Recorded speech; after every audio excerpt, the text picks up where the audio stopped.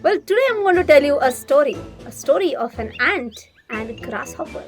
When it was a nice sunny day, the grasshopper was merrily singing certain nice tunes and he was enjoying the weather. While on the other side, the ants were very busy gathering food so that they don't have to face a problem on a rainy day.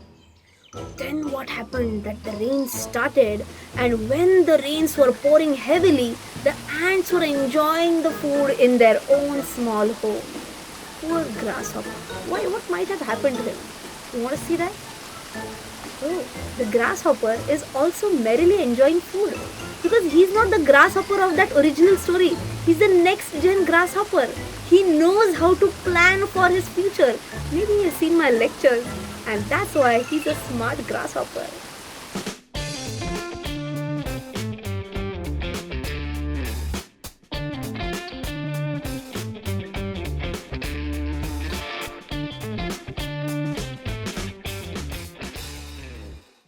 Hey folks, see Rachana Ranade here, and I welcome you all to a brand new video which is about how to park your retirement corpus. I'm sure that grasshopper hasn't still left your mind. You might be wondering how did he get that food.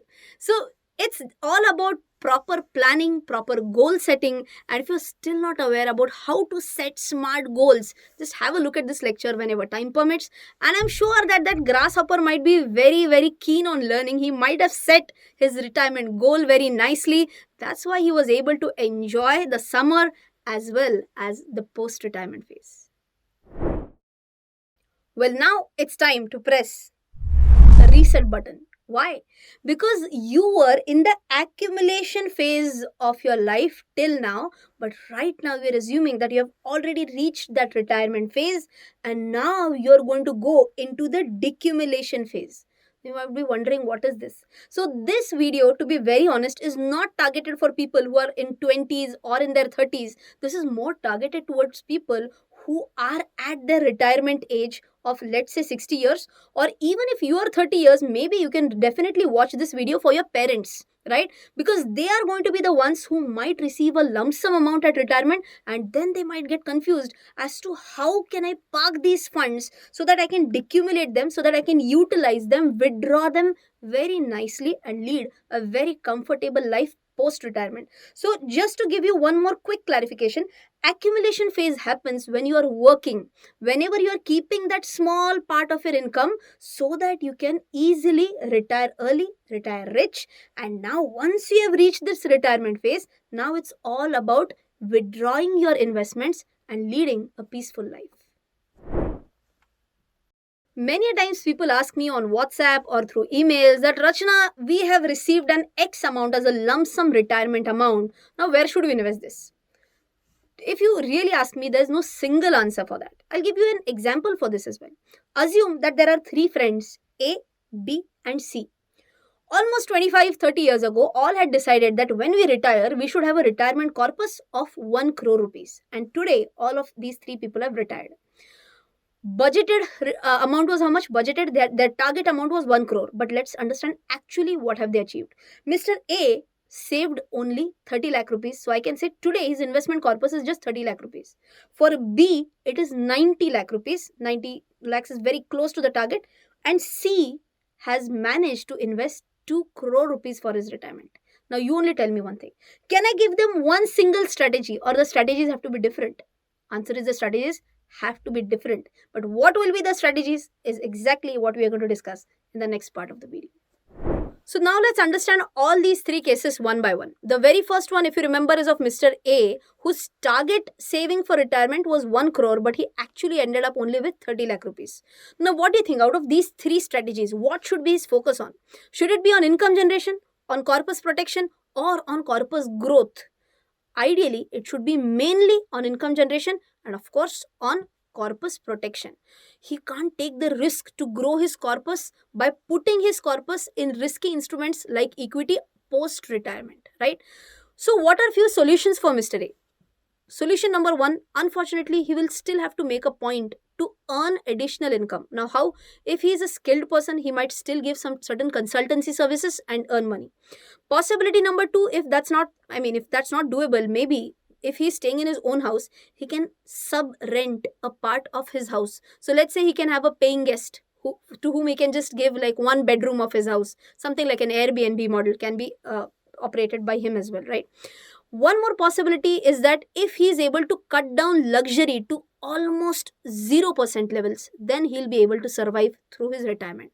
And one last point which he will have to do is that even if he's spending on essentials, he will have to spend on the essentials very, very tightly. So I hope all the young viewers out there, they might have understood that come what may, I don't want to be Mr. A post retirement. Now let's go on to the case of Mr. B. His targeted saving for retirement were 1 crore rupees. And how much did he end up saving? He ended up saving 90 lakhs, almost hitting the target, right? What should be his focus on? His focus should be on number one, corpus protection, because he's almost there. Now he doesn't want to lose the corpus, but simultaneously he also wants to generate certain income. So for that, what will he have to do? Number one, he should ensure, as I mentioned, that his capital is not eroded. So for that, can he invest in equity, direct equity? No, he has to ensure that capital is not eroded. Number one. Number two, can he still afford slight amount of luxury? Why not? Slight amount of luxury is affordable because he's very close to his target. And number three, what he can do is that he can invest a part of his funds in something like a conservative fund wherein 75 to 80% exposure is given to debt and a very minor portion is actually allocated to equity. So I can say that corpus growth wala can be a very, very slight point which may be considered. But again, I'm repeating, major focus on what? Major focus on corpus protection and income generation. Let's move on to case number C. For case number C, he is the most amazing. He's at the most amazing position because his target saving was 1 crore. He has ended up saving 2 crore. Does he have to really bother about something right now? No. Can he actually live his retirement life in luxury? Absolutely yes. Can he invest in equity as well? This person, yes, why not? Because for him, capital protection is not very a big running crisis. He also has surplus corpus, so he can risk out some of his money in equity. Now whether in direct equity or in equity mutual funds depends on his knowledge, right? So after understanding all these points, I hope you have understood that Mr. C has two further possibilities. Possibility number one, if he lives to the age where he had predicted, let's say he had predicted that he'll live to 70, and if he lives only till that age, he will be able to keep some corpus even for his nominees, for his legal heirs. If he outlives his expectation, so for example, he had planned that he will die at 70 as an example, and he lives till 80, still will he have the corpus to live that additional 10 years? Yes, because he has that additional cushion. So all those youngsters out here watching the video, I hope you have understood that you will surely love if you are Mr. C while you are at your retirement age. Well, before we move ahead to understanding the various investment options available, we have to understand two prerequisites. Which are these two? Number one, even if you are in the retirement phase, very, very, very important is the emergency fund. Now, what is emergency fund? It's something like you should have almost 3 to 6 months of your expenses very easily available with you. It could be in your saving account, it could be in your FD, okay, it could be in liquid fund, but it should be very much easily accessible. If you want to know more about emergency funds, I've already made a video on that. You can check it out later. Number two, very, very important, you should have a health insurance, because as and how you grow more in age, chances that you might face illness, you might face hospitalization are a shade higher.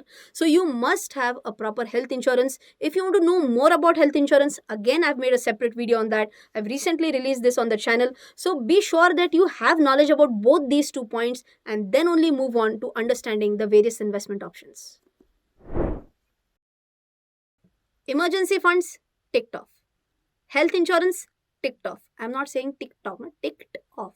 Okay, now with this, let's move on to the government schemes, and we are going to focus on 3 schemes. The very first one is SCSS, Senior Citizen Savings Scheme. The second one is PMVVY, which is the Pradhan Mantri Vaya Vandana Yojana. And the last one is POMIS, which is Post Office Monthly Income Scheme. Well, to be very honest, the first 2 are absolutely retirement focused schemes. The third one can be opened even by people who have not attained the age of 60. So for example, even if I want to open a POMIS, I can also open it in the name of a minor as well. Okay, but then why are we discussing it here? Because it offers a benefit of a monthly income scheme. That's the reason why I'm discussing it in this section, right? So let's understand all these 3 one by one. Where can you open an account under SCSS? It can be opened up with any authorized bank or a post office. For PMVVY, it is solely operated by LIC. So if you want to open an account, you have to approach an LIC agent, or you can go directly to the LIC office. For monthly income scheme, you have to open it with a post office. You have to go to a post office and open an account. Eligibility for SCSS, ideal eligibility is 60 years, but with certain conditions. So, for example, if you have taken a early VRS, a special VRS, then age limit is taken down to 55. If you are a defense personnel, the age limit is taken further down to 50. Right? For PMVVY, it's a flat age of 60 years. And for POMIS, as I mentioned, there is no age limit. Even a person of 20 years, 30 years, 40 years, 60 years also can open this account. Right? The next one is about term tenure. For SCSS, it is 5 years and it can be extended to further 3 years. For VVY, it is 10 years, and for POMIS, it is 5 years. How much are the interest rates? For the first two, interest rates are 7.4% for the quarter 1 of 21-22. So what does this mean? Can the government change these interest rates periodically? Unfortunately, answer is yes, they can. Can they do a downward revision? Yes. Can also they do an upward revision? Yes. Okay. But recent past may they have been in a downward trend. Okay. But still I can say that 7.4% right now is not bad at all. Okay. When do you get paid out is the big question now. If you're talking about SCSS, you get paid out quarterly. For VVY, you have an option. You can choose monthly, quarterly, half yearly, yearly, whatever. And for POMS, as it's a monthly income scheme, it will be paid out on a monthly basis. Minimum deposit, maximum deposit is very well mentioned in this table. You can see here minimum is 1,000 and its multiples, maximum is 15 lakhs. For VVY, 1.5 lakhs for a yearly pension and 15 lakhs for a monthly pension. For Post Office MIS, it's 1,000 and its multiples, and for maximum amounts, it is 4.5 lakhs if it's a single account and 9 lakh if it's a joint account. There are certain clauses about withdrawal and penalty as well. If you want, you can just press the pause button, read out the penalty and withdrawal clauses, and then again play. Okay, so it's nothing like to be taught as such. For taxation, for SCSS, PMVVY, both are eligible under 80C. For POMS, it's not eligible under 80C. If you check out for all these three schemes, the aim is common. And what is the aim? Aim is income generation and corpus protection. Is there 100% corpus protection? Yes, because all three schemes are somewhere related directly to post office or to the government. So it's as good as saying that government defaulted. Very rare scenario, right? So in this case, I can say that corpus protection is absolutely guaranteed. So go back again to case A, B and C. To whom is this absolutely suitable for? It is absolutely suitable for the case A category. Can case B, can Mr. B also invest some part in this? Absolutely yes. Why not? A little less as compared to A though. And for C, this can be a comparatively lower amount which can be invested in these three schemes. So I hope you have understood very well about the government schemes. Now let's move on to investing in mutual funds. If you remember, I told you that depending on the risk appetite, one can choose whether he should go for a debt fund or to a balance fund. In that also we talked about a conservative fund. You remember wherein I said 75 to 80% exposure will go to debt, only that balance small portion to equity. And the third one can be actually investing in equity oriented funds, but that was for whom? A, B, for C, because he had a lot of surplus corpus as well, right? So let's understand one by one. If I'm talking again about Mr. A, is this option available for him? None. Neither debt nor equity. Ideally, he should go ahead with a very safe government scheme wala point only, right? If I'm talking about B, can B invest a part of his corpus in debt funds? Answer is yes. Why not? He can do that. Now, if he is interested in income generation, what he can do is invest in debt fund and then go ahead with an SWP. What is SWP? Systematic withdrawal plan. So like in SIP, you transfer X amount monthly to that investment, that is mutual fund, right? Instead of investing monthly, here you withdraw monthly. That is known as a systematic withdrawal plan. Okay. So what is step number 1? Invest one chunk in debt fund at one shot and keep on withdrawing part by part every month. That will give you a steady flow of income per month, right? Possibility number 2. If you want to go ahead with investing in equity. Now, investing in equity was for whom? Ideally for Mr. C. So now let's understand how C will plan his investment in equity mutual funds. Is he going to directly invest in equity mutual fund? No. Understand how he would do it. So assume whatever chunk he has decided, first the entire chunk will go in a debt mutual fund. right? And from the debt mutual fund, money will be systematically transferred to the equity oriented mutual fund. So this is not called as an SWP, it is called as an STP, that is nothing but a systematic transfer plan. So what will happen in this? It is as good as an SIP only, but SIP is when you pay out of your own pocket every month. In STP, what happens? Money has already gone out from your pocket. It's there in the debt fund. It's parked in the debt fund. Now money is only being transferred from a debt fund to an equity fund. I hope you have understood what is a debt fund, who should invest in a debt fund. If you remember, we also talked about a conservative fund, a hybrid fund. We did talk about investing in equity oriented mutual fund. That was mainly for Mr. C. We also talked about SIP, SWP, STP. Wow, but wait, still one big question remains. How to choose which mutual fund?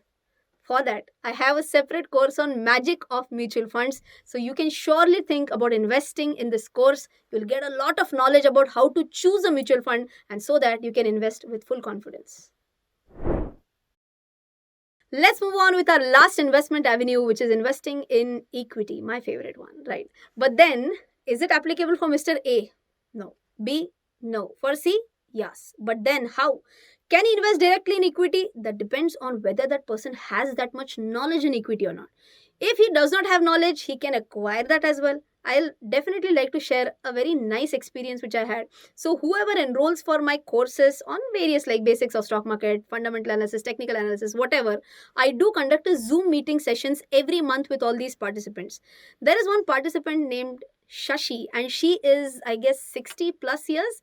She has been a scientist, has zero commerce background, but then post retirement she said, I would love to learn about stock markets. She has learned a lot about stock market. She keeps on asking me questions every month, and I'm so happy to answer her questions. That's how it shows that there is no age barrier for learning. So if you still believe that you have that enthusiasm for learning, age is just a number, right? So what you can do, if you have that knowledge in stock market, you can invest. If you don't have, acquire the knowledge first and then invest in stock market. But again, coming back to our case study, this one is not applicable for A. B, it's applicable only for C. Next option can be investing in Nifty Bs. So if you don't know what are Bs, what are Nifty Bs, I've already made a separate video on that. I have talked about various types of Bs like gold Bs, Nifty Bs, bank Bs. In that video, you'll get a detailed input on what are Nifty Bs. You might stop working, but your money might not stop working if you have parked it efficiently. I hope you have enjoyed this video. If you have, don't forget to share it with your friends. Till then, take care. Jai Hind and bye-bye.